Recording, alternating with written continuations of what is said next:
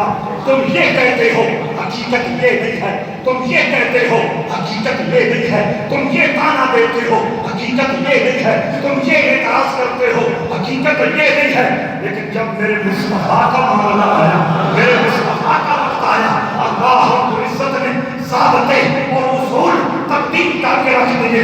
فرمایا مکہ کا دور ہو یا مدینہ کا دور ہو، مشرکین مکہ ہو یا یہود مدینہ ہو یا نجران کے عیسائی ہو، کائنات کا کوئی بھی گستاخ رسول ہو، جب میرے رسول کے بارے میں کوئی لفظ نکالے گا، میرے رسول کے بارے میں کوئی بے ادبی والا کلمہ زبان سے کہے گا، میرے رسول کے بارے میں گستاخی والا کوئی جملہ بولے گا، اے جان جان آپ نے نہیں بولنا، میں ہوں۔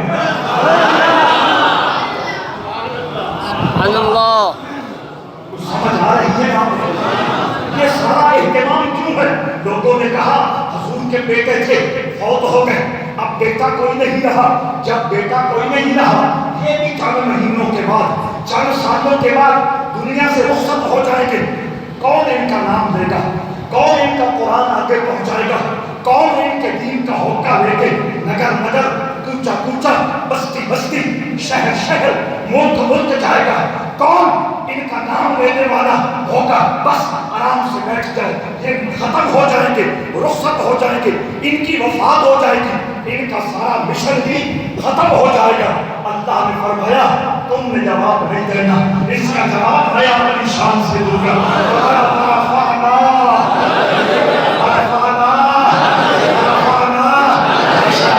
آپ گڑ گئے ہو،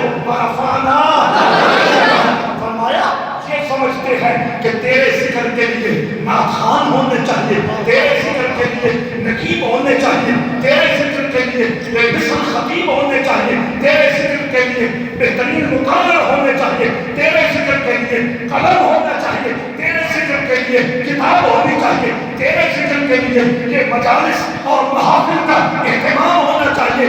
یہ ساری باتیں اپنی جگہ درست ہیں، زمانی تقاضوں کے مطابق ٹھیک ہے، لیکن ان کو بتا دو تیرا ذکر ہم نے قلم، کتاب، نقیبوں، خطیبوں، شاعروں، ناطقوں سب سے بالا کر کے تیرے ذکر کو ہمیشہ کے لیے اونچا کرنے کی ذمہ داری ہے۔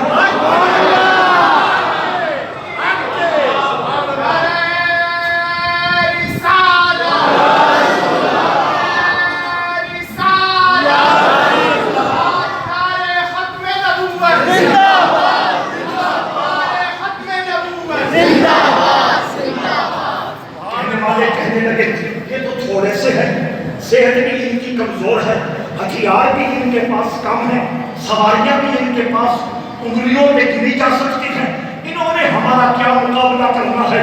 ہم اتنے بہادر، اتنے توانا، اتنے طاقتور، سینکڑوں نہیں ہزاروں کی تعداد میں لے کے چلے جائیں گے اور کشتوں کے پشتے لگا کر ان کو نیز کو نابود کر دیں گے۔ معاذ اللہ، انہوں نے یہ جملہ بولا تھا، اللہ نے فرمایا فَلْيَدْعُ نَادِيَهُ سَنَدْعُ الزَّبَانِيَةَ۔ یہ اقرأ بِاسْمِ رَبِّكَ آپ سورت پڑھتے ہیں، کبھی وہ محبت کا سرما لگا کر آپ نے اس آیت کو پڑھنے کی زحمت نہیں دی۔ فَلْيَدْعُ نَادِيَهُ سَنَدْعُ الزَّبَانِيَةَ۔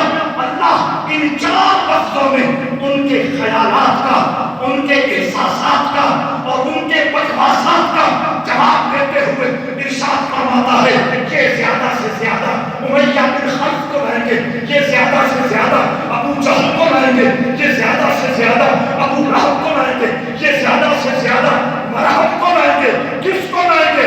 سندعُ الزَّبَانِيَةَ۔ اے جان جان تیری حفاظت کے لیے اور تیرا جھنڈا قیامت تک سر بلند رکھنے کے لیے میں آسمان سے فرشتے قرار ہوں۔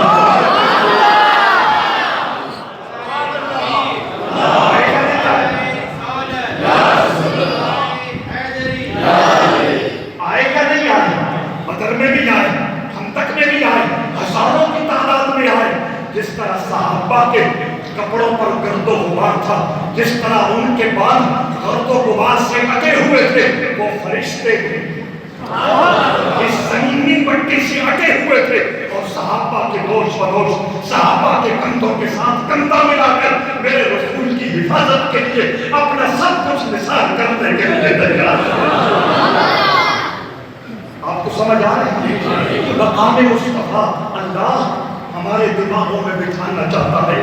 جو لوگ قرآن سے جڑے ہوئے ہیں، جو قرآن سے رابطہ رکھے ہوئے ہیں، میں نے اس دن شاہ صاحب کی مجلس میں بھی کہا تھا 28 سفر کو کہ قرآن سے ہمارا رشتہ ماند پڑ گیا ہے، قرآن سے ہمارا رشتہ کمزور ہو گیا ہے۔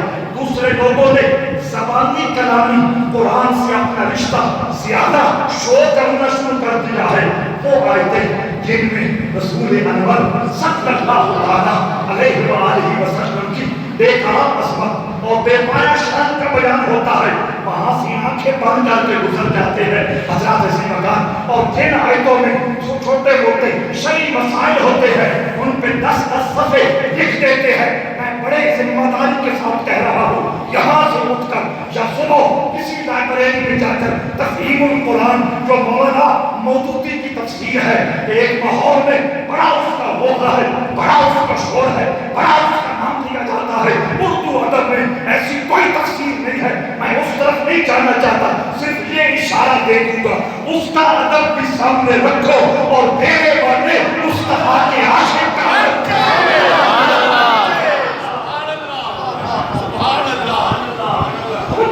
لیکن میں بات اور طرف لے جا رہا ہوں، توجہ چاہتا ہوں۔ میں کہہ رہا ہوں کہ وہ لوگ، وہ آیتیں، وہ جملے، وہ کلمات جن میں رسول کی محبت کا بیان ہے، رسول کی عظمت کا درس ہے، رسول کے مقام کا اظہار ہے، رسول کی شخصیت کا اللہ نے بے لاجواب، باکمال اور بے مثال تعارف کرایا ہے، وہاں آنکھیں بند کر کے گزر جاتے ہیں اور دوسری آیتوں پر 10 صفحے لکھ کے چھوڑ دیتے ہیں۔ میں توجہ دلاتا ہوں، تفہیم القرآن اٹھائیے، سود پر تو 15 صفحے مل جائیں گے۔ وَمَا أَرْسَلْنَاكَ إِلَّا رَحْمَةً لِّلْعَالَمِينَ پر 1.5 سطر بھی نہیں ملے۔ اس کنجوسی کا کے نام رکھیے، میں نام نہیں رکھتا، آپ خود فیصلہ کرتے۔ اس لیے قرآن سے اپنا رابطہ گہرا کریں، قرآن سے اپنا رشتہ مضبوط کریں، قرآن سے اپنے تعلق کو لازوال انداز میں جوڑنے کی کوشش کریں۔ قرآن کا ایک ایک جملہ، قرآن کا ایک ایک لفظ اور قرآن کا ایک حرف محبت مصطفیٰ کی تفسیر ہے۔ تیسری بات جو میں آپ دوستوں تک پہنچا کے اپنی گفتگو کو سمیٹنا چاہتا ہوں، ایک تو اللہ نے حضور کو بلانا کیسے ہے وہ بھی تعلیم خود دی۔ دوسرا، اللہ نے حضور پر جب بھی تنقید ہوئی، جب بھی اعتراض ہوا، فرمایا آپ نے جواب نہیں دینا، جواب میں نے دینا، تاکہ ان کو بھی اور قیامت تک آنے والی ان کی اولاد کو بھی اندازہ ہو جائے کہ اللہ کے دربار میں وقار مصطفیٰ کتنا بلند ہے۔ اور دوسرا، اس میں یہ بھی حکمت سمجھا دی گئی، یہ بھی اشارہ دے دیا گیا، جب ہم قرآن میں جواب دیں گے، جب قرآن میں ان کا رد کریں گے، جب قرآن میں ان کے رد کرتے ہوئے، ان کی تنقید کا جواب دیتے ہوئے ہم آپ کی بے مثل اور بے مثال شان کو واضح کریں گے، تو آنے والے زمانوں میں ان کی اولاد میں سے کچھ لوگ ہوں گے جو کہیں گے ہم قرآن سے بات کرتے ہیں، ہم قرآن سے بات کرتے ہیں، توجہ ہے کہ نہیں؟ ہم قرآن سے بات کرتے ہیں۔ تم محبت مصطفیٰ کا سرما لگا کر یہ قرآن جب ان کے سامنے کھول کے رکھو گے، ان کو یاد آ جائے گا مقام مصطفیٰ کیا ہے اور ہم کہاں ہیں۔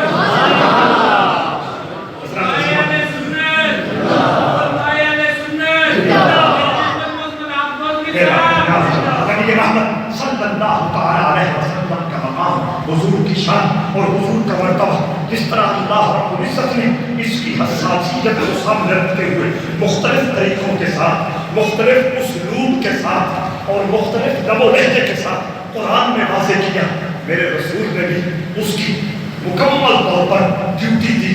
سرکار دو عالم صلی اللہ تعالیٰ علیہ وسلم کی مبارک زندگی کی اس حوالے سے ایک جھلک میں آپ کے سامنے رکھنا چاہتا ہوں اور گفتگو کو سمیٹنا چاہتا ہوں۔ حضرات اسی وقت ایک صحابی، ان کو رحمت دو عالم صلی اللہ تعالیٰ علیہ وسلم نے فرمایا، حضرت سعد بھی ان کا نام ملتا ہے، اور حضرت عبداللہ ابن ابی رواح ان کا نام بھی اس واقعہ میں ملتا ہے۔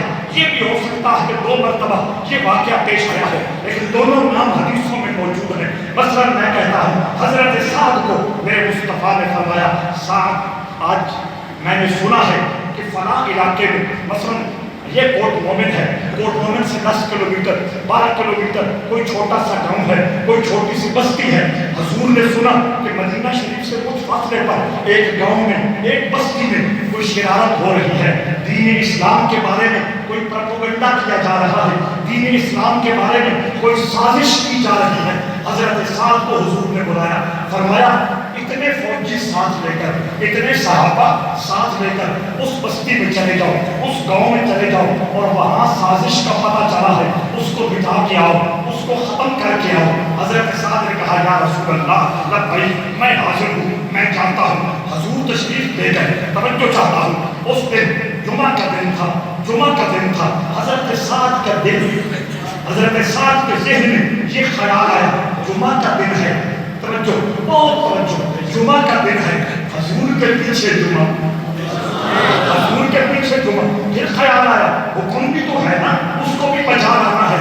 پھر دل نے کہا، ذہن نے کہا، تیرے پاس سواری اچھی ہے، تیرے پاس سواری تیز رفتار ہے، راستہ بھی تو جانتا ہے، بھولنے کا خطرہ نہیں ہے، راستہ ٹھیک بھی ہے، جانتا بھی ہے، سواری بھی تیز رفتار ہے، باقی فوجیوں کو پہلے بھیج دے، تو جمعہ پڑھ لے۔ دل کہہ رہا ہے، دل کہہ رہا ہے تو جمعہ پڑھ لے، جمعہ ہے، مسجد نبوی کا جمعہ ہے، رسول اللہ کے پیچھے جمعہ ہے۔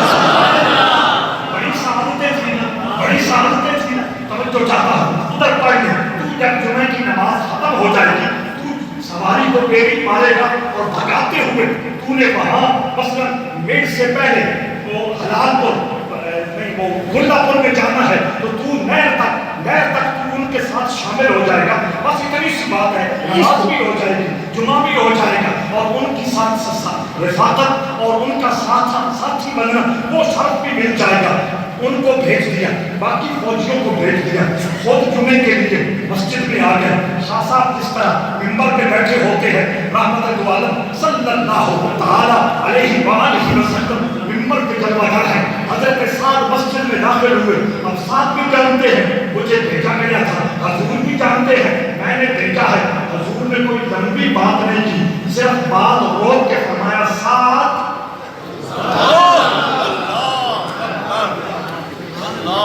کوئی سمجھ آ رہی ہے؟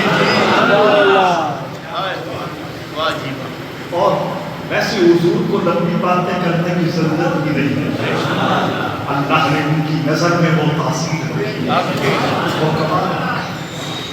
پچھلے سال یا شاید اس سے پچھلے سال، یہ مجھے یاد ہے کہ کہیں تھی اس پچھلے سال یا اس سے پچھلے سال میں نے عرض کیا تھا کہ ہم اتنے گئے گزرے ہیں، اتنے لوگ تشریف فرما ہوں، اچانک باہر اعلان ہو جائے کہ بڑی مزیدار بیانی آ گئی ہے، میں حدیث سے سناتا رہوں، قرآن سناتا رہوں، منتیں کرتا رہوں، آپ رکنے والے نہیں ہیں، سب کچھ بھول بھال جائیں گے، لیکن نہیں، رحمت دو عالم کی نظر کا ایک حضور کی نظر کی تاثیر اور ہے۔ حضور نے فرمایا سعد، بس کہا سعد، سعد رک گئے، سہم گئے، جانتے تھے کہ حضور نے میرا نام کیوں لیا ہے، اور اس سعد کے لفظ میں حضور نے کتنے سوال یکدم مجھ پہ کر دیے ہیں۔ تھوڑی دیر سستانے کے بعد بولے، یا رسول اللہ سواری میرے پاس تکڑی ہے، تیز رفتار ہے، راستہ صاف ہے، راستہ جانتا ہوں، سوچا جمعہ آپ کے پیچھے پڑھ لوں اور اپنی ساتھیوں کے ساتھ جا بھی لوں گا۔ حضور نے بات چلاتے ہوئے ارشاد فرمایا، بہت توجہ چاہتا ہوں، وہ نماز کے لیے آئے تھے، جمعہ فرض عین تھا اس کے لیے آئے تھے، بہت دھیان، اپنے سارے شکوک و شبہات کو بالکنی میں پھینک کے اس بات کو سننے کی زحمت کرنا، وہ جمعے کے لیے آئے تھے، فرض عین پڑھنے کے لیے آئے تھے، مسجد نبوی کا سلام لینا تھا، رسول اللہ کے پیچھے جمعہ پڑھنا تھا، لیکن حضور نے فرمایا سعد جس وقت میں نے بھیجا تھا اگر اس وقت چلا جاتا، آسمان اور زمین کے درمیان یہ جتنا فاصلہ ہے یہ اللہ نیکیوں سے بھر کے ہاتھ میں رکھ کے تیرے نام اعمال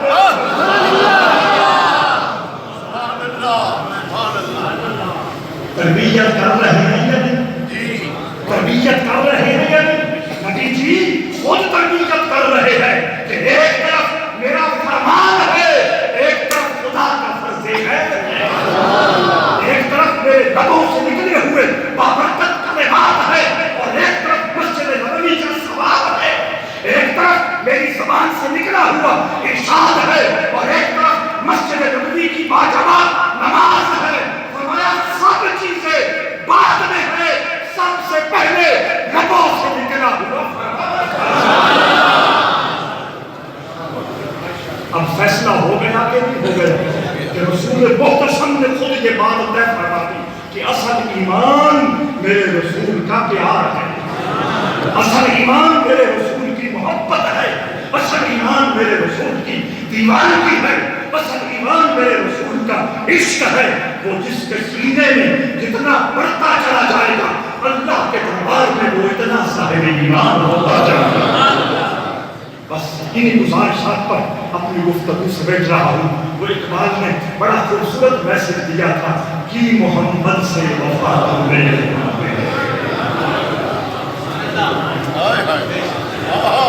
وہ جو حضور نے تربیت کی تھی حضور اس کا نتیجہ اپنی آنکھوں سے دیکھ کے گئے۔ سمجھ آئی؟ بعض والوں کے حوالے نہیں کر گیا کہ تم پھل دیکھنا، میں جو تربیت کر کے گیا ہوں۔ آپ کو وہ گھڑی یاد ہوگی حدیبیہ کے مقام پر عمرے کے لیے حضور آئے، رک گئے ہیں، حضرت عثمان کو مکہ شریف بھیجا، انہوں نے احرام باندھا ہوا ہے، صحن حرم ہے، سامنے بیت اللہ موجود ہے۔ حضرت عثمان کافروں کو سمجھا رہے ہیں ہم جنگ کے لیے نہیں آئے، عبادت کے لیے آئے ہیں، ہم لڑائی کے لیے نہیں آئے، عمرہ کی سعادت کے لیے آئے ہیں۔ لیکن وہ نہ مانو تھے، نہ مان رہے تھے۔ جب باتیں ناکام ہو گئی قریش مکہ کہنے لگے عثمان نیت بھی عمرے کی، احرام بھی باندھا ہوا، مکہ بھی پہنچ گئے، صحن حرم میں بھی داخل ہو گئے، اب عمرہ تو کر لو جاتے جاتے۔ حضرت عثمان نے کیا کہا تھا کہ محمد سے وفا تو ہم تیرے ہیں، ما کنت اطوف بہ حتی یطوف رسول اللہ۔ فرمایا میں اس وقت تک اس گھر کا طواف نہیں کر سکتا جب تک اللہ کا رسول اس گھر کا طواف نہ کرے۔ محمد سے وفا تم نے تو ہم تیرے ہیں، یہ جہاں چیز ہے کیا اللہم صلی علی محمد وعلی آل محمد یا اللہ کی امت پہ رحمت و منصور، ملک پاکستان کی حفاظت فرما، ایمان کو شفا عطا فرما، مقروضوں کو قرض سے نجات عطا، بے اولادوں کو نیک لائق نرینہ اولاد، پڑھنے والے بچوں کو مزید برکتیں عطا فرما، نہ پڑھنے والوں کو پڑھنے کی توفیق، بہت سارے دوستوں کے بچے بچیوں کے رشتوں کے مسئلے ہیں ان کے لیے آسان ہے، نصیبیں اچھی بات، گھروں میں رحمت اور برکتوں کا نزول فرما، بڑلا شاہ صاحب کے فیضان کو سلامت رکھا، ان کی خدمات دینیا کو اور برکتوں سے مانا۔ اس مسجد میں جتنے دوستوں نے ادارہ کے اندر مسجد کے اندر اپنی محبتوں کا اور اپنی خدمتوں کا حق پیش کیا ہے ان پہ خصوصی رحمتوں کا ان کی عزتوں میں اور پابندگی عطا فرما، جتنے سامعین تیری بارگاہ میں حاضر ہیں ان کو رحمت عطا فرما، عزت عطا فرما، برکت عطا فرما، آسانی عطا فرما۔ ربنا تقبل منا انک انت السمیع العلیم، وصلی اللہ تعالی علی خیر خلقہ